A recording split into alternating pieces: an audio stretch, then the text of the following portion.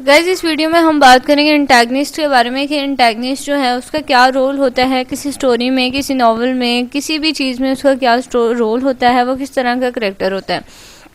तो एग्जाम्पल भी मैं इससे रिलेटेड आपको दूंगी।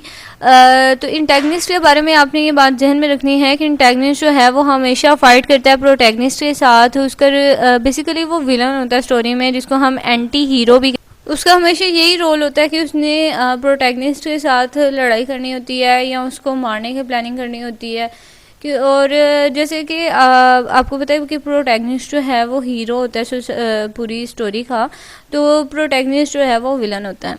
अब प्रोटैगनिस्ट के बारे में एक बात ये है कि प्रोटैगनिस्ट को वो एंटागनिस्ट को हमेशा वो बहुत ज़्यादा अच्छा बनाते हैं। अगर कोई भी स्टोरी है उसमें हीरो जो है वो बहुत ज़्यादा उसमें करेक्टरिस्टिक्स हैं या बहुत ज़्यादा पावरफुल है, तो विलन भी उसी के मुताबिक वैसा ही होगा कि उसके साथ फाइट कर सके।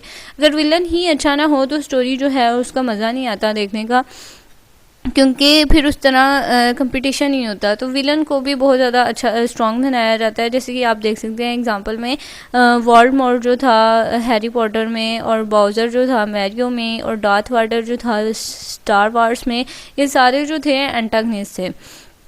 तो आई होप आपको समझ आ गई होगी इस वीडियो की। Thank you so much for watching. अगर अच्छी लगी तो इसे लाइक और सब्सक्राइब ज़रूर करें और अपने फ्रेंड्स के साथ भी शेयर करें।